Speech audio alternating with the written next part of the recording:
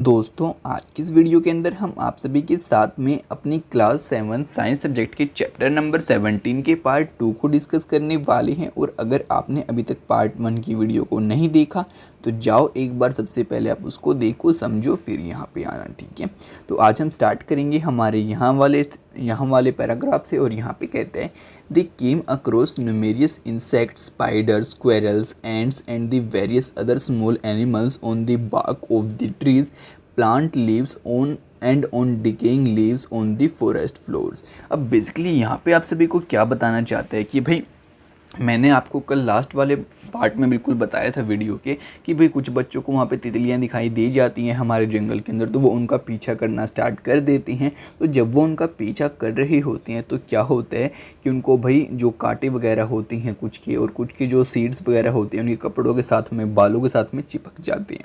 अब कहते हैं कि वो बच्चे आगे चल के कुछ आपकी जो ये हो गई स्क्वेरल्स हो गई, स्पाइडर्स हो गई, आपकी चींटियाँ हो गई, इन सभी के साथ में कॉन्टेक्ट में भी आ जाते हैं। और कहते हैं कि कुछ आपके जो छोटे छोटे जानवर हैं जो कि आपके बिल्कुल जो आपका पेड़ होता है उसके तने पे रहते हैं, उनके साथ में भी वो कॉन्टेक्ट में आते हैं। और जो आपका जंगल का फ्लोर होता है वहाँ पे आपके ऐसे पत्ते गिरे रहते हैं, आपको इस बात का पता है, तो वो इनके साथ भी यहाँ पे कॉन्टेक्ट में आते हैं। They started making sketches of these creatures. The forest floor seems dark colored and was covered with a layer of the dead and the decaying leaves. अब यहाँ पे आप सभी को बताते हैं कि भाई इससे उन बच्चों को ये समझ में आता है कि जो आपका ये फॉरेस्ट होता है ना, इसका जो नीचे वाला पार्ट होता है आपका, अगर हम ये पत्ते हटा के देखें तो हमें ब्लैक टाइप का आपका यहाँ से दिखाई देता है, यानी कि जो उसका कलर होता है वो आपका डार्क होता है।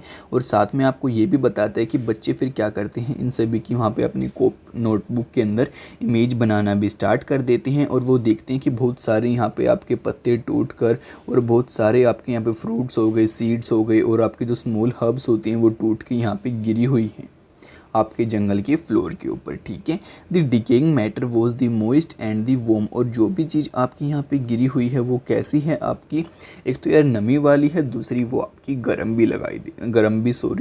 भी फील हो रही है। ठीक है, अब कहता है children picked up various seeds and the leaves for their collection, walking over the dead leaves on the forest floor was like walking over a spongy carpet.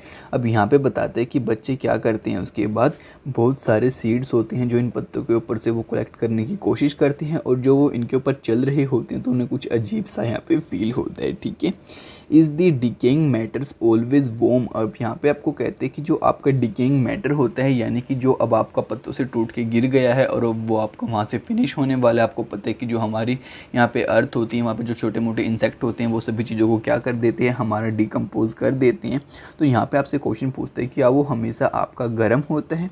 Professor Ahmed suggested that the children could perform an activity to get an answer to this question. तभी जो Ahmad professor थे वो कहते हैं कि आपको इसका answer जानने के लिए एक एक्टिविटी यहाँ पे करके ज़रूर देखनी होगी। तो वो कहते हैं dig a small pit, put vegetable waste and the leaves in it. अब कहते हैं कि आप एक छोटा सा यहाँ पे गड्ढा टाइप खोदो और जितनी भी आपकी छोटी वेजिटेबल का जो वेस्ट बचता है उसको आप इसके अंदर यहाँ पे डाल दो। तो ठीक है सर, हमने फिल कर दिया। अब कहते हैं cover them with the soil, और आप इसको फिर मिट्टी से ऊपर ढक दो, इसके ऊपर ढक्कन लगा के। ठीक है, फिर कहते हैं after 3 days remove the upper layer of the soil, does this pit feels warm inside. और फिर जो इसके ऊपर की आपकी मिट्टी थी आप इसको यहाँ से हटा दो कुछ दिनों के बाद, तो क्या आपको अंदर से गर्म फील होता है। तो यार इस एक्टिविटी को आप खुद से करके देखना, फिर जो भी आपको फील होता है मेरे को कमेंट करके पक्का बताना। अब पहेली पूछती है there are so many trees here, also there are many forests like this what different will it make if we cut some trees for a factory। अब यहाँ पे कहती है जो पहेली कि भाई यहाँ पे बहुत सारे पेड़ हैं आपके जंगल के अंदर, अगर हम कुछ पेड़ों को काट भी देंगे आपकी फैक्ट्री को बनाने के लिए तो क्या फ़र्क पड़ता है। Professor Ahmed said you may have read about the autotrophs, heterotrophs and the saprotrophs. तभी प्रोफेसर अहमद उनको कहते हैं कि आपने ज़रूर पढ़ा होगा बच्चे इन सभी के बारे में, आपके ऑटोट्रोप्स के बारे में जो कि अपना खाना खुद बनाते हैं, आपके हेट्रोट्रोप्स के बारे में और सेप्रोट्रोप्स के बारे में। अब ये दोनों मैं आपको नहीं बताने वाला, बाकी यार मेरे को पता है कि आपने इनको स्टडी किया था, चीज़ है, तो आप इनको याद करो, ठीक है। अब कहता है you may have learned how green plant produce food, all animals were herbivores और the carnivores depend ultimately on the plant for the food. अब कहते हैं कि आपको इस बात का भी पता है कि बच्चे जो आपके हर एक एनिमल्स होते हैं उनको फूड की आपकी रिक्वायरमेंट रहती है, और जो आपके प्लांट होते हैं वो फूड बनाते हैं। अब कहते हैं कि जो आपके हर्बीवोर होते हैं वो प्लांट के ऊपर डिपेंड करते हैं, और जो कार्निवोर होते हैं वो हर्बीवोर के ऊपर डिपेंड करते हैं अपने खाने को लेके। Organisms which feed on plant often get eaten by the other organisms and the so on। अब कहते हैं कि भाई जो जानवर आपके प्लांट को खाते हैं उनको आपके और जानवर खा लेते हैं। For example, grass is eaten by insect which in turn is taken by a frog. The frog is consumed by snake. It is said to be formed a food chain। अब ऐसे आपको यहाँ पे एक उदाहरण भी देते हैं कि जो आपकी घास होती है उसको आपका इंसेक्ट खा लेता है, उसके बाद इंसेक्ट को आपका फ्रॉग खा लेता है, फ्रॉग को खा लेता है आपका स्नेक, और ऐसे आपकी फूड चेन यहाँ पे बन जाती है। अब आगे कहते हैं जो आपका स्नेक है उसको खाती है आपकी ईगल। अब कहते हैं many food chains can be found in the forest, all food chains are linked. अब यहाँ पे कहते हैं कि ऐसे ही हमें बहुत सारी फूड चेन हमारे जंगल के अंदर देखने को मिल जाती है, और ये सभी एक दूसरे के साथ में आपकी यहाँ पे लिंक रहती हैं। If any one food chain is disturbed it affect the other food chain. अब कहते हैं कि अगर इसमें से कोई भी फूड चेन अफेक्ट होती है तो वो दूसरे वाली फूड चेन को पक्का अफेक्ट करती है। Every part of the forest is dependent on the other part. और यहाँ पे बताते हैं कि जो हमारा जंगल है इसका एक पार्ट दूसरे पार्ट के ऊपर आपका डिपेंड होता है, ठीक है। If we remove one component say trees all other components would be affected. और यहाँ पे कहते हैं कि भाई अगर मानो कि हम इनमें से किसी भी एक कंपोनेंट के साथ छेड़छाड़ करेंगे तो दूसरा कंपोनेंट आपका पक्का यहाँ पे अफेक्ट होगा, ठीक है। तो यार यही बात प्रोफेसर अहमद उनको समझाना चाहता था पहेली के इस क्वेश्चन पे कि भाई अगर हम कुछ पेड़ों को काट भी देंगे हमारी फैक्ट्री बनाने के लिए तो क्या फ़र्क पड़ता है। तो आपका इतना सारा फ़र्क यहाँ पे पड़ जाता है, इस बात को आप समझ लीजिए, ठीक है। तो चलो यार फटाफट से अब आगे समझ लेते हैं। बाकी यार आगे आप सभी को बहुत प्यारी सी इमेज दिखा रखी है, इसमें आपको बता रखा है कि जो आपके प्लांट होती हैं वो हमें ऑक्सीजन देती हैं, साथ में हम उनको क्या देते हैं, कार्बन डाइऑक्साइड देती हैं। आपके जो प्लांट है फोटोसिंथेसिस प्रोसेस के जरिए अपने फूड को बनाते हैं और वहीं से ऑक्सीजन को बाहर निकाल पाती हैं।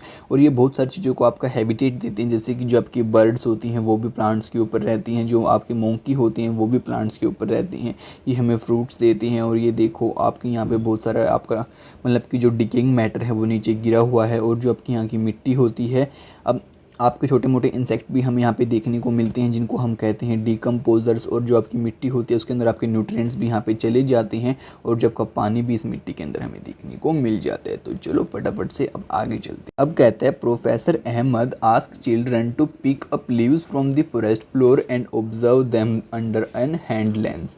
कहते हैं कि आप एक काम करो, कुछ पत्तों को यहाँ से उठाओ जो आपके जंगल के अंदर आपने देखे, और उठाने के बाद जो आपका हैंड लेंस होता है ना उसकी हेल्प से उन्हें देखने की कोशिश करो।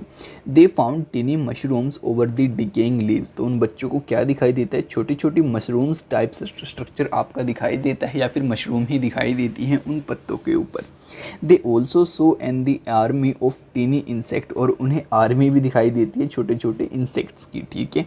अब आपको मशरूम नहीं पता तो कुछ इस टाइप की आपकी मशरूम यहाँ पे रहती है अगर आपने देखी हो तो, ठीक है। अब ड्राइंग मेरी सही नहीं लेकिन आप समझ जाना, यहाँ से फ्लेवर ले लेना। अब आपको कहते हैं कि भाई आगे आपके जो मिलीपिडीज होते हैं, एंड्स होते हैं, बीटल होते हैं, कई भी छोटे छोटे जो इंसेक्ट थे ना ये बहुत सारे उनको उन पत्तों के ऊपर देखने को मिलते हैं। किसकी हेल्प से, हैंड लेंस की हेल्प से।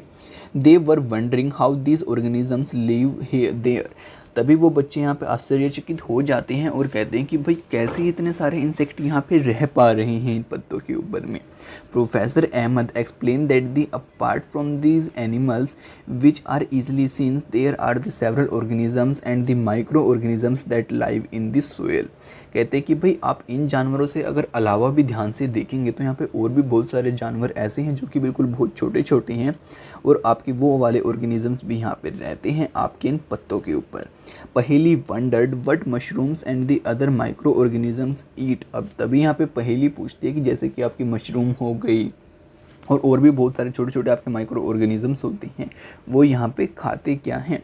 Professor Ahmed replied that they feed upon the dead plants and animal tissues and converted them into a dark colored substance called the humus. अब प्रोफेसर जो अहमद थे वो इनको बताते हैं कि भाई ये सारे इंसेक्ट क्या होते हैं, जो ये आपके टूटे हुए प्लांट होते हैं, डेड प्लांट्स होते हैं, इन्हीं को खाते हैं और एनिमल टिश्यूज़ को खाते हैं। उसके बाद उसको किस में कन्वर्ट कर देते हैं, जो कि आपके डार्क कलर होता है, जिसको हम कहते हैं ह्यूमस कहते हैं। और आपको पता है कि जो आपका फॉरेस्ट होता है उसकी मिट्टी कौन से कलर की होती है, आपके डार्क कलर की। अब वो डार्क कलर कैसे आया उस बात को भी यहाँ पे आप समझ चुके हैं, ठीक है। अब आगे कहते हैं, you have learned about humus in chapter 9, in which layer of the soil would you find humus. अब बेसिकली यहाँ पे कहते भी है कि जो आपका सोइल वाला चैप्टर था, आपका चैप्टर नंबर 9 क्लास 7 के अंदर, हमने उसको भी स्टडी किया था और वहाँ पे जाना था कि जो आपकी ह्यूमस होती है वो कैसी होती है और कहाँ पाई जाती है। तो अगर आपने उसको नहीं समझा तो भाई जाओ एक बार फटाफट से समझ के आ जाओ जल्दी से इस वाले पार्ट को। अब कहते हैं, what is the important of the two the soil, कि जो हमारी मिट्टी होती है इसकी क्या इंपॉर्टेंस यहाँ पे रहती है। तो अब कहता है, the micro organisms which convert the dead plants and animals to humus are known as the decomposers. कि आपके जो छोटे छोटे इंसेक्ट और जो छोटे छोटे आपके माइक्रो ऑर्गेनिजम्स रहते हैं, जो कि आपके यहाँ पे टूटे हुए पत्तों को या फिर मरे हुए जानवरों को ह्यूमस के अंदर कन्वर्ट कर देते हैं, उन सभी को हम क्या कहते हैं, डीकम्पोजर्स कहते हैं। तो इस वर्ड को आप यहाँ पे याद रखना। अब कहते हैं, these micro organisms play an important role in the forest. अब कहते हैं कि जो ये वाले आपके माइक्रो ऑर्गेनिजम्स रहते हैं आपके जंगल के अंदर बहुत इंपॉर्टेंट रोल प्ले करते हैं, ठीक है। Soon Paheli removed some dead leaves and discovered under a layer of the humus on the forest floor। तभी पहेली क्या होती है, वहाँ पे जो ऊपर की सतह होती है वहाँ से कुछ सूखे हुए पत्ते हटाती है तो उसको नीचे देखने को मिलते हैं कि बहुत काली यहाँ पे आपकी मिट्टी है और यहाँ पे हुमस उसको दिखाई दी जाती है। The presence of humus ensure that the nutrients of the dead plants and animals are released into the soil। तो ये जो आपकी हुमस वहाँ पे थी वो क्या इंश्योर करती है पहेली को, कि भाई जो भी आपके पत्ते टूट के गिरते हैं या फिर जो भी कुछ यहाँ पे आपका एनिमल्स मर वगैरह जाते हैं तो उन सभी के जो न्यूट्रिएंट्स होते हैं वो हमारे इसी मिट्टी के अंदर यहाँ पे चले जाते हैं। From there these nutrients are again absorbed by the roots of these living plants. और कहते हैं कि यहीं से फिर क्या हो जाता है कि जो आपके यहाँ पे पौधे हैं वो अपनी जड़ों की हेल्प से इन न्यूट्रिएंट्स को अगेन से एब्जॉर्ब कर लेते हैं, जो कि इनकी हेल्प करता है इनके खाने को यहाँ पे बनाने में। What happens if an animals dies in the forest. और तभी पहले यहाँ पे क्वेश्चन पूछते हैं कि अगर कोई एनिमल यहाँ पे मर जाता है जंगल के अंदर तो उसके साथ में क्या होता है। तभी सीला आस्क तीबू रिप्लाई, तभी तीबू यहाँ पे रिप्लाई करता हुआ कहता है सीला के इस क्वेश्चन का कि भाई the dead animals became food for the vultures, crows, jackals and insect. कि जो यहाँ पे इंसान आपका यहाँ पे कोई मर जाता है ना, आपका कोई एनिमल वगैरह, तो वो किसका खाना बन जाता है, आपके वल्चर्स का, आपके जो क्रोज होते हैं उनका, जकाल्स होते हैं उनका, और जो आपके छोटे मोटे इंसेक्ट होते हैं उनका। In this way the nutrients are cycled so nothing goes wasted in a forest. और कहता है इसी तरीके से जो आपका न्यूट्रिएंट होता है फॉरेस्ट के अंदर वो आपका साइकिल हो जाता है और कोई भी चीज़ यहाँ पे वेस्ट नहीं जाती। तो अब कहता है, Paheli remind professor Ahmed that he had not explain why forest are the green lungs. तभी जो पहली प्रोफेसर अहमद से ये क्वेश्चन पूछते हैं कि आपने ये नहीं बताया अभी तक कि आपने फॉरेस्ट को हमारे ग्रीन लंग्स क्यों कहा था, यानी कि हमारे ग्रीन फेफड़े। Professor Ahmed explained that the plant release oxygen through the process of photosynthesis। तभी जो प्रोफेसर अहमद होते हैं वो बताते हैं कि आपको इस बात का पता है कि जो हमारे प्लांट होती हैं फोटोसिंथेसिस प्रोसेस की हेल्प से ऑक्सीजन को रिलीज़ करती हैं, छोड़ती हैं। The plants helps to provide oxygen for the animal respiration. और यहाँ पे कहते हैं वो हमारे लिए किस में काम आती है, रेस्पिरेशन के अंदर, यानी कि हमारे फूड से हमें एनर्जी लेने के अंदर, साथ में सांस लेने के अंदर। They also maintain the balance of oxygen and the carbon dioxide in the atmosphere. और कहते हैं कि ये आपके एटमॉस्फेयर के अंदर कार्बन डाइऑक्साइड का और ऑक्सीजन का बैलेंस मेंटेन करने में भी आपकी हेल्प करती है। That is why forest are called the lungs. और कहते हैं यही कारण है जिसकी वजह से हम क्या कहते हैं, जंगल को हमारे लंग्स कहते हैं, क्योंकि वो क्या देती हैं, हमें ऑक्सीजन देती हैं, हम उनको कार्बन डाइऑक्साइड देती हैं, और जो ऑक्सीजन हम लेते हैं वो हमारी बहुत ज़्यादा हेल्प करती है, ठीक है। और कहते हैं कि और भी जो हमारे एटमॉस्फेयर है वहाँ पे कार्बन डाइऑक्साइड और ऑक्सीजन के बैलेंस को मेंटेन करने में ये हमारी हेल्प करता है। तो चलो फटाफट से अब आगे समझ लेते। अब आगे पहली remind their friends that they have studied photosynthesis in the chapter 1। तभी पहली जो होती है ना वो अपने फ्रेंड्स को बताती है कि हमने स्टडी किया था कि जो आपकी फोटोसिंथेसिस प्रोसेस होती है वो वर्क करती है आपकी यहाँ पे प्लांट्स के पास उनका खाना बनाने के लिए, और कहाँ पे स्टडी किया था, चैप्टर नंबर 1 के अंदर। ठीक है, तो अब आपको बाकी इस चीज़ को यहाँ पे शो भी कर रखा है कि जो आपके प्लांट होते हैं कैसे यहाँ पे बैलेंस को मेंटेन करते हैं। अब जो आपके प्लांट होते हैं, यहाँ पे एनिमल्स होते हैं, अब देखो आपके प्लांट देते हैं ऑक्सीजन और हम उन्हें देते हैं कार्बन डाइऑक्साइड। ठीक है, तो अब आगे कहते हैं the children saw clouds forming in the sky, Boojho recall that they have learned about the water cycle in the chapter number class 6। This takes in water from their roots and release water vapours into the air through the evaporation. अब यहाँ पे आप सभी को कहते हैं कि भाई तभी कुछ बच्चों को वहाँ पे आपके जो बादल होते हैं बारिश वाले वो ऊपर की साइड में बनते हुए दिखाई देते हैं, यानी कि आपके बारिश वाले बादल वहाँ पे बेसिकली आ जाते हैं। तो जो बच्चे होते हैं वो कहते हैं कि हमने स्टडी किया था हमारी क्लास 6 के अंदर की जो आपके जो प्लांट होते हैं वो क्या करते हैं, आपकी जड़ों की हेल्प से पानी को एब्जॉर्ब करते हैं, फिर ऊपर की साइड में उसको क्या कर देते हैं, एवापोरेट कर देते हैं, यानी कि ट्रांसपिरेशन प्रोसेस को यहाँ पे करते हैं। If there were the fewer trees how will the water cycles be affected. अब यहाँ पे कहते हैं कि अगर मानो यहाँ पे सिर्फ जंगल के अंदर कुछ ही पेड़ हों तो जो आपकी वाटर साइकिल है वो कैसे यहाँ पे अफेक्ट होगी। आप इस बात को भी एक बार सोच के देखो। ठीक है, तभी जो तीबू होता है वो बताता है that the forest is not just home to the plant and animals, many people also live in the forest. कहते हैं कि भाई आप ये मत सोचो कि यहाँ पे जंगल के अंदर सिर्फ आपके प्लांट रहते हैं और एनिमल रहते हैं। कहते हैं कि कुछ लोग ऐसे भी हैं जो आपके जंगल के अंदर रहते हैं। Some of them may belong to the different tribes. कहते हैं कि उनमें से कुछ लोग आपकी अलग अलग कबीलों से बिलोंग करते हैं। Tibu explain that these peoples depend mostly on the forest provide them with the food and shelter. अब यहाँ पे कहते हैं कि जो ये वाले लोग होते हैं इनको आपके जो ये ज़्यादातर आपके जंगलों के ऊपर ही डिपेंड होते हैं, और जंगल ही उनको क्या प्रोवाइड करता है, फूड भी देता है, शेल्टर भी देता है, पानी भी देता है और दवाइयाँ भी देता है। They have traditional knowledge about the many medicines plants in the forest. अब यहाँ पे कहते हैं कि भाई उनके पास उनके पूर्वजों की बहुत सारी नॉलेज होती है इस बात की कि भाई हमारा जो कौन सा प्लांट है हमें कौन से वाली मेडिसिन यहाँ पे दे सकता है।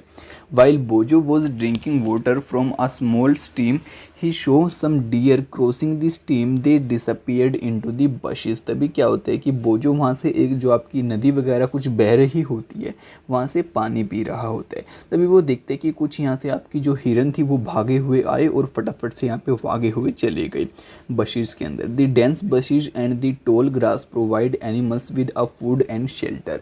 तो अब जो आपके बशीज होते हैं इनमें क्या हो गए, वो आपके हिरन बिल्कुल डिसअपियर हो गए, छिप गए। तो बोजो इस बात को देख के ये सोचते हैं कि भाई जो एनिमल्स होते हैं उनको हमारा जो फॉरेस्ट होता है वो खाना भी देता है, साथ में छुपने की जगह भी देता है। They also protect them from the carnivores that live in the forest. और यही हेल्प करता है जो हमारे ये हर्बीवोर्स एनिमल होते हैं इनकी छिपने में, किनसे बच के, हमारे कार्निवोर्स एनिमल से। ठीक है, तो अब आगे जो पहेली होती है उसको ये बात यहाँ पे रिमेंबर आती है, याद आती है that she saw a peepal sapling on the side walls in her school, can you also help her to understand how this would have happened. तभी क्या होता है जो पहेली होती है ना उसको उसके स्कूल के अंदर एक पीपल का जो पेड़ होता है उसकी जो साइड वॉल थी वहाँ पे एक सैपलिंग उसको उगी हुई दिखाई दी थी, और पहेली इस बात को सोचते कि ये कैसे हुआ, तो वो इस क्वेश्चन का यहाँ पे आंसर जानना चाहती है। तो आप इस क्वेश्चन को एक बार समझो कि जो आपका पीपल का ट्री है उसकी जो साइड वॉल है उसके ऊपर आपकी एक सैपलिंग है वो कैसे आई। तो पहेली को आप इस क्वेश्चन का आंसर देने की यहाँ पे कोशिश करो। ठीक है, तो अब आगे जो आपका तीबू है वो कहता है looking closely at the forest floor soon he called and showed the children dropping of some animals and explain the difference between the various type of the dropping.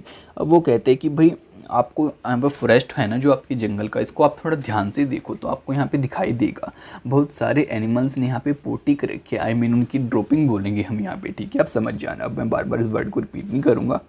तो जो आपके यहाँ पे फॉरेस्ट का फ्लोर है यहाँ पे बहुत सारे एनिमल्स की आपको ड्रॉपिंग दिखाई दे रही होगी। तभी प्रोफेसर अहमद कहते हैं them that the forest officers could recognise the presence of some animals in the forest by the dropping and the footprint. तभी जो फॉरेस्ट जो हमारा प्रोफेसर अहमद था वो भी बच्चों को बताते हैं कि जो यहाँ पे हमारे फॉरेस्ट के ऑफिसर्स रहते हैं वो बहुत सारे एनिमल्स की ड्रॉपिंग को देख के और साथ में उनके फुटप्रिंट्स को देख के पता लगा लेते हैं कि यहाँ पे जानवर कितने टाइम पहले था और कौन सा जानवर यहाँ पे है। बोजो cold even every one and showed them a large decaying heap of animals dropping. तभी जो बोजो होता है बच्चों को दिखाता है कि बहुत बड़ा यहाँ पे ढेर लगा हुआ है एनिमल्स की जो यहाँ पे क्या थी ड्रॉपिंग का। Several beetles and the grubs were feeding on the heap and the bunch of the seeds lying was sprouting। अब यहाँ पे कहते हैं कि भाई यहाँ पे जो ये ड्रॉपिंग का हीप था इसके ऊपर आपके बहुत सारे बीटल्स वगैरह भी वहाँ पे देखने को उसने देखे। और अब यहाँ पे आगे बताते हैं कि यहाँ पे इसके पास आसपास आपके बहुत सारे जो सीड थे अब वो क्या हो रहे हैं, स्प्राउट हो रहे हैं, यानी कि अंकुरित हो रहे हैं। अब वो आगे चल के एक प्लांट आपका बन सकती हैं। These seedlings of the herbs and the shrubs, the animals also disperse the seeds of certain plants and help the forest to grow and the regenerate। अब यहाँ पे कहते हैं इसी तरीके से जो आपके जानवर जंगल के अंदर रहते हैं वो भी आपके जो जंगल होता है उसको और बड़ा होने में और थोड़ा अच्छा बनने में और अगेन से जो पेड़ होते हैं उनकी ग्रो होने में क्या करते हैं, हेल्प करते हैं। The decaying animals dung also provide nutrients to the seedling to grow. अब यहाँ पे कहते हैं कि भाई जो आपके मरे हुए जानवर होते हैं और जो उनकी ड्रॉपिंग वगैरह होती है ये सभी क्या देती हैं, उनको न्यूट्रिएंट्स देती हैं जो कि हेल्प करता है हमारे प्लांट की ग्रो होने में। Said professor Ahmad. तो अहमद प्रोफेसर जो होते हैं वो उन सभी बच्चों को ये बात यहाँ पे बताते हैं। अब कहता है after listening to this Boojho notice the note in his notebook by harboring greater variety of plant, the forest provide greater opportunity for the food and habitat for the herbivores। कि भाई वो जो अपनी नोटबुक निकालता है और उसके अंदर इस बात को लिखता है कि भाई इन सारी बातों को स्टडी करने के बाद मेरे दिमाग में सिर्फ एक बात ये समझ में आती है कि जो हमारा यहाँ पे फॉरेस्ट होता है, जंगल होता है, वो हमारे बहुत सारे एनिमल्स को अपॉर्चुनिटी देता है खाने की, साथ में उन्हें रहने की, और हमें भी बहुत सारी चीज़ें यहाँ पे देता है। Large number of the herbivores means the increased availability of the food for a variety of carnivores। और यहाँ पे कहते हैं कि जितना ज़्यादा आपके herbivores एनिमल्स यहाँ पे होंगे उतनी ज़्यादा फूड की अवेलेबिलिटी बढ़ जाएगी आपके कार्निवोर्स एनिमल के लिए। The wide variety of animals help the forest to regenerate and the grow। अब यहाँ पे कहते हैं कि जो अलग अलग टाइप के आपके जानवर जंगल के अंदर रहते हैं वो हमारे जंगल की हेल्प करते हैं ग्रो होने में। Decomposers help in maintaining the supply of nutrient to the growing plant in the forest। और जो आपके decomposers होते हैं वो क्या करते हैं, आपके nutrients को देने में आपके जो उगते हुए प्लांट होते हैं उनको हेल्प करते हैं। Therefore forest is a dynamic living entity full of life and vitality। और यहाँ पे कहते हैं कि इसलिए जो आपका जंगल होता है उसको हम डायनेमिक लिविंग आइडेंटिटी कहते हैं, क्योंकि यहाँ पे बहुत सारे आपके जानवर रहते हैं और वो सभी एक दूसरे के ऊपर डिपेंड करते हैं, और बहुत सारे टाइप के यहाँ पे आपके पेड़ भी रहते हैं वो भी एक दूसरे के ऊपर आपके डिपेंड रहते हैं, यानी कि सारी की सारी चीज़ें आपकी एक दूसरे के ऊपर बेसिकली यहाँ पे जंगल के ऊपर डिपेंड रहती हैं। ठीक है, तो चलो अब आगे चल। अब बेसिकली यहाँ पे आपको यही बता रहा है, नीचे तो आपकी वाटर टेबल हो गई कि भाई यहाँ पे जो आपकी जड़ें होती हैं वो नीचे से पानी को एब्जॉर्ब करती हैं, कुछ जड़ें आपकी न्यूट्रिएंट्स को एब्जॉर्ब कर लेती हैं। अब जो आपकी कैनोपी होती है उसके ऊपर आपकी यहाँ पे धूप भी आती है, पानी भी आता है, और यहाँ पे जो ट्रांसपिरेशन प्रोसेस होती है आपकी एवापोरेशन वो भी होती है, और ऊपर से ऐसे बारिश वगैरह होती है। ठीक है, तो बेसिकली अब आगे आपको देखते हैं क्या कुछ और बातें यहाँ पे बताना चाहता है चैप्टर के अंदर। अब कहता है it was about afternoon and the children wanted to go back. Tibu suggested another route for going back। While they were going back it started raining। However surprisingly they show that the rainbows were not hitting the forest floor directly। The uppermost layer of the forest canopy intercept the flow of the raindrop and most of the water was coming down through the branches and the stems of the trees। अब basically यहाँ पे आपको क्या बताते हैं कि अब वो बच्चे घर पे जाने, शाम होने को आई थी तो बच्चे अपने घर पे जाने के लिए रेडी हो जाते हैं। जो तभी जो तीबू होते हैं उनको कहते हैं कि आप इस रास्ते से मत जाओ, दूसरे रास्ते से हम अपने घर की तरफ चलेंगे। तो जैसे ही वो अपने घर की तरफ जाना यहाँ पे स्टार्ट करते हैं तभी वहाँ पे बारिश आ जाती है। तभी बच्चे जो यहाँ पे एक बात को नोटिस करते हैं कि जो बहुत सारा पानी था वो यहीं पे आपकी कैनोपी के ऊपर गिरता है, और जो नीचे वाले प्लांट थे उनके ऊपर डायरेक्ट पानी नहीं गिरता, उनके ऊपर सिर्फ जो आपकी तने होते हैं उनकी हेल्प से नीचे की साइड में यहाँ पे आ पाता है। From the leaves it was dripping slowly over the branches of the shrubs and the herbs। अब कहते हैं वहाँ पे आके चल के पत्तों से आपका धीरे धीरे बूंद बूंद करके पानी आपका नीचे की साइड भी गिरता है। They found that the ground was still dry। और वो इस बात को भी देखते हैं कि भाई वैसे तो बारिश हो रही है लेकिन जो यहाँ पर आपका ग्राउंड है वो अभी भी सूखा है। After about half an hour the rain stopped. और कहते हैं कि आधे घंटे के बाद फिर वहाँ पे बारिश रुक जाती है। They notice that the layer of the dead leaves over the forest floor appeared wet now. कि जो अब आपके पत्तों की वहाँ पे जो टूटे हुए पत्ते आपके जंगल में नीचे गिरे हुए थे अब वो सारे क्या हो जाते हैं, आपके गीले हो जाते हैं। But water did not stagnant in the forest, जबकि जो आपका पानी होता है वो बिल्कुल भी वहाँ पे दिखाई नहीं देता है आपके जंगल के अंदर। Boojho thought that if it had rained so heavily in his town it would have flooded and drains and the roads. अब यहाँ पे कहते हैं कि अगर इतनी तेज़ बारिश अगर हमारे टाउन यानी शहर के अंदर हो जाए तो वहाँ पे आपका बाढ़ जैसा सीन हो जाता है, क्योंकि वहाँ पे बहुत सारा पानी आपका जो रोड होते हैं उनके ऊपर इकट्ठा हो जाता है, गलियों के अंदर पानी भर जाता है। लेकिन यहाँ पे जंगल के अंदर फटाफट से सारा पानी आपकी मिट्टी ने सोख लिया और यहाँ पे सिर्फ आपके पत्ते दिखाई दे रहे हैं जो कि थोड़े आपके गीले हैं। What would happen if it rain heavily in your town. तो अब यहाँ पे भी आपसे क्वेश्चन पूछता है कि अगर आपके जो शहर है वहाँ पे बहुत तेज़ बारिश आती है तो क्या कुछ सीन होता है, आप उसको कमेंट करके मेरे को फटाफट से यहाँ पे बता दीजिए। अब कहता है professor Ahmad told them that the forest also act as a natural absorber of the rainwater and allow it to the sweep। अब यहाँ पे कहते हैं इसलिए हम कह सकते हैं कि जो आपका फॉरेस्ट होते हैं ना वो क्या करता है हमारे बारिश के पानी को हमारे सोखने में बहुत अच्छी हेल्प करता है और जो हमारी वाटर टेबल रहेगी इससे वो इम्प्रूव रहेगी। It helps maintain the water table through out the year. Forest not only help in controlling flood but also help in maintaining flow of water in the streams. अब यहाँ पे कहते हैं कि इसलिए हम कह सकते हैं कि जो आपका यहाँ पे पानी जो आपके जंगल रहती हैं वो आपके बाढ़ को ही जस्ट कंट्रोल करने में हेल्प नहीं करते, जबकि वो आपके पानी के फ्लो को भी कंट्रोल में करते हैं और आपकी जो मिट्टी है उसका इरोजन भी वो नहीं होने देते। So that we get a steady supply of the water. और कहते हैं कि इसकी हेल्प से हमें क्या हो पाती है, जो हमारा पानी होता है ना उसका भी एक निर्मल भाव हमें मिल पाता है, मतलब कि निर्मल भाव मिल पाता है, यानी कि बिल्कुल शांत पानी मिल पाता है। यानी कि हमें बहुत स्पीड में आता हुआ पानी नहीं मिलता, क्योंकि उसकी बहुत सारी स्पीड आपके जो ये पेड़ होते हैं बीच में ये रोक लेती हैं। So that we get a steady supply of the water. On the other hand if trees are not present rain hits the ground directly and many floods the area around it. Heavy rains may also damage the soil. अब यहाँ पे कहते हैं कि भाई अगर आपकी जो बारिश यहाँ पे डायरेक्टली गिरेगी तो वो बहुत सारी मिट्टी को भी अपने साथ में बहा कर ले जाएगी, तो इसलिए आपकी जो यहाँ पे आपके जंगल के अंदर पेड़ हैं बहुत ज़्यादा हेल्प करता है। ठीक है, अब आगे कहते हैं roots of the trees normally binds the soil together but in their absence the soil is washed away और इरोडेड। कहते हैं कि जो आपकी पेड़ की जड़ें होती हैं वो क्या करती हैं, आपकी मिट्टी को अपने साथ में बांध के रखती हैं, और अगर आपकी ये यहाँ पे जड़ें नहीं होंगी यानी कि आपका पेड़ नहीं होगा तो यहाँ की मिट्टी आपकी पानी के साथ बह के आगे चली जाएगी।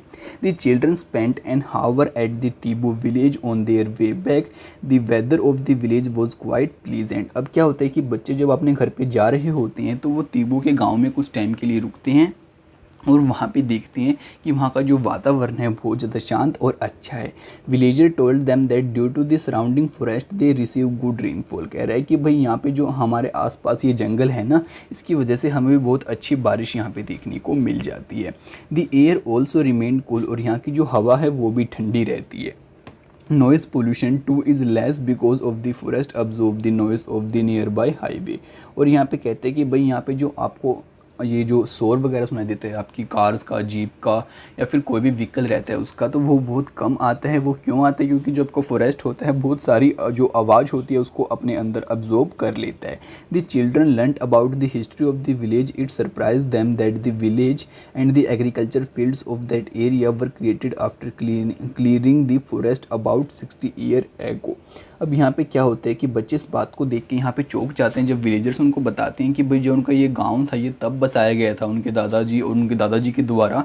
तब यहाँ के जो बहुत सारे पेड़ थे ना उनको काटा गया था, यानी कि इस फॉरेस्ट को क्लियर किया गया था बहुत सारे एरिया को, फिर उनका जो गांव था यहाँ पे बसाया गया था। Tibu grandfather told them that when he was young the village was not as large as it was now. और कहते हैं कि भाई जब वो यहाँ पे जवान था, उसका जो दादा था आपके तीबू का, वो बताते हैं कि तब यहाँ पे इतना बड़ा ये गांव नहीं था, अब ये गांव बहुत बड़ा हो चुका है इस टाइम पे।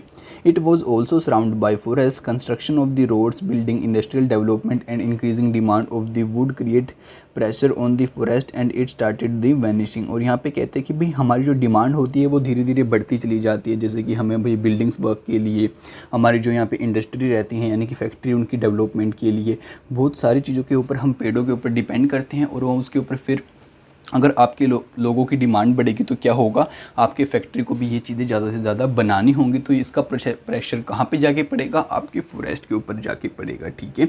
और उसकी वजह से क्या होता है कि जो आपके जंगल होते हैं उनकी ज़्यादा से ज़्यादा पेड़ों की वहाँ पे कटाई होती है, फिर ज़्यादा चीज़ें वहाँ पे लेके फैक्ट्री के अंदर जाते हैं, फिर फैक्ट्री से वो चीज़ें बन के हमारे पास पहुँचती हैं, ठीक है। तो इसकी हेल्प से क्या, तो इसकी वजह से क्या होता है कि जो आपके फॉरेस्ट होते हैं वो धीरे धीरे क्या होते जा रहे हैं, ख़त्म होते जा रहे हैं। तो अब आपको बेसिकली यहाँ पे यही बात बता रहा था कि भाई जो आपकी फैक्ट्री है अब क्या करते हैं वो लोग, आपके जंगलों के ऊपर दबाव बनाते हैं, क्योंकि जो हम लोग हैं हमारी पॉपुलेशन बढ़ती जा रही है, हमारी डिमांड बढ़ रही है। अब डिमांड यहाँ से बढ़ रही है तो फिर वो क्या कर रही हैं, हमारे जंगलों के यहाँ के बहुत सारे पेड़ों को काट रहे हैं। अब इनके ऊपर यहाँ पे क्या पड़ रहा है, प्रेशर पड़ रहा है, और फिर काट के वो यहाँ पर क्या करते हैं, चीज़ें बनाते हैं और फिर वो हमके यहाँ पे देते हैं, ठीक है। अब कहते हैं he was not happy that the forest adjoining their village is not regenerating and is on the verge of the disappearing due to the overgrazing of the animals and the indiscriminate feeling of the trees. Professor Ahmed said that if we did things wisely we could preserve forest and environment as well as have development. तभी जो वहाँ पे professor Ahmad था वो भी इस बात को बताता है, और जो विलेजर था वो भी, जिसका दादाजी था वो भी वहाँ पे इस बात को कहते हैं कि भाई अब क्या हो रहा है कि जंगलों के ऊपर बहुत ज़्यादा दबाव पड़ रहा है, जिसकी वजह से जो ये इनके जंगल थे ये धीरे धीरे ख़त्म होते चले जा रहे हैं।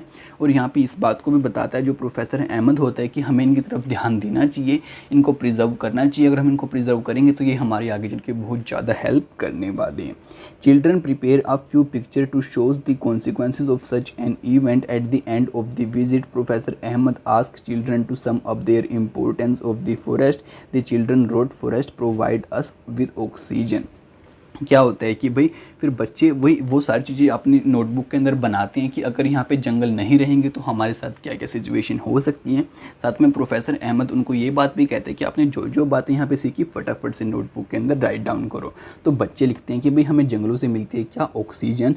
दे protect soil from the provide habitat to a large number of animals. और कहते हैं कि ये हमारी मिट्टी को भी बचाते हैं यहाँ पे इरोड होने से, और साथ में जो हमारे यहाँ पे एनिमल्स रहते हैं उनको भी हैबिटेट देते हैं और उनको भी यहाँ पे रहने की जगह देती हैं। अब कहता है forest help in bringing good rainfall in the neighbouring areas. और कहते हैं कि आसपास के एरिया में बारिश लाने में भी हेल्प करती हैं। They are source of the medicine plant timber and many other useful products. और कहते हैं कि ये हमें दवाइयाँ देती हैं, टिम्बर देती हैं और भी बहुत सारी काम की चीज़ें देती हैं। We must preserve our forest. और हमें हमारे जंगलों को ज़रूर बचाना चाहिए। What would happen if forest disappear. अगर हमारे जंगल नहीं रहेंगे तो क्या होगा। बच्चों ने जो पिक्चर बनाई थी मैं आपको उनको फटाफट से दिखाता हूँ। अब आपके पास ऐसे हरा भरा है, फिर ऐसा हो जाएगा और बहुत प्रदूषण आपका यहाँ पे बढ़ जाएगा, ठीक है। हम आपके देखो कितने सारे यहाँ पे एनिमल्स हैं, बर्ड्स हैं, इनका फूड चेन है, ये कैसे एक दूसरे के साथ में आपके इंटरलिंक है। अगर ये सभी नहीं रहेंगे तो ऐसा कुछ सीन आपका यहाँ पे हो जाएगा, ठीक है। और आपकी ऐसे फिर बाढ़ की स्थिति आ जाएगी, क्योंकि जो आपके जंगल हैं वो हेल्प करते हैं भाई आपका पानी बहुत तेज़ बहाव में ना आए और आपकी बहुत सारे किसी की चीज़ों के ऊपर नुकसान ना हो। तो भाई अब वो नहीं रहेगा तो आपकी बाढ़ की स्थिति भी पैदा हो सकती है, फिर आपको भी यहाँ पे प्रदूषण के अंदर सांस लेने में प्रॉब्लम आएगी। तो यार इसी के साथ अब आगे कुछ बातें और बताता है। कहते हैं if forest disappear the amount of carbon dioxide in the air will increase resulting in the increase of the earth at earth temperature. कि भाई अगर आपके जंगल नहीं रहेंगे तो जो आपकी कार्बन डाइऑक्साइड है उसकी मात्रा आपकी यहाँ पे बढ़ जाएगी। अगर उसकी मात्रा बढ़ेगी तो जो आपकी अर्थ है उसका यहाँ पे टेम्परेचर भी आपका गर्म हो जाएगा। अब सेकंड पॉइंट में कहता है इन the absence of trees and plants the animals will not get food and shelter. कि अगर आपके पेड़ नहीं होंगे तो भाई जो आपके एनिमल्स हैं तो उनको भी यहाँ पे फूड ना तो खाना मिलेगा ना ही रहने की जगह मिलेगी। In the absence of trees the soil will not hold water which will cause flood. और यहाँ पे कहते हैं अगर आपके पेड़ नहीं होंगे तो जो आपकी मिट्टी है वो भी पानी को नहीं रोक पाएगी और फिर आपकी बाढ़ की स्थिति यहाँ पे पैदा हो जाएगी। Deforestation will endanger life and environment. Think that if we can not be preserve our forest. और यहाँ पे कहते हैं कि भाई that what we can do to preserve our forest. अब यहाँ पे आप सभी को यही बात कहते हैं कि ये हमारी जो ज़िंदगी है उसके लिए भी बहुत ज़्यादा हानिकारक हो सकता है। और अब आप इस बात को सोचो कि हम कैसे कैसे अपने जो जंगल होते हैं उनको प्रिजर्व कर सकते हैं। और अब आपको कोई भी आइडिया यहाँ पे मिलता है तो मेरे को कमेंट करके पक्का बताना। तो इसी के साथ हमारा जो चैप्टर था वो कंप्लीट हो जाता है। अब नेक्स्ट चैप्टर की वीडियो भी आप सभी को बहुत जल्दी देखने को मिल जाएगी। तो उसको सबसे पहले देखने के लिए हमारे चैनल को सब्सक्राइब कीजिए और बेल नोटिफिकेशन को ऑल पे सेट कर लीजिए। और और आपको ये वीडियो अच्छी लगी तो इसको लाइक जरूर करना और अपने दोस्तों के साथ में शेयर करना बिल्कुल भी मत भूलना, जिससे कि यार वो भी घर बैठे बैठे स्टडी कर पाएँ। तो आपसे मिलते हैं अगली वीडियो में बहुत जल्दी, तब तक के लिए दोस्तों बाय बाय।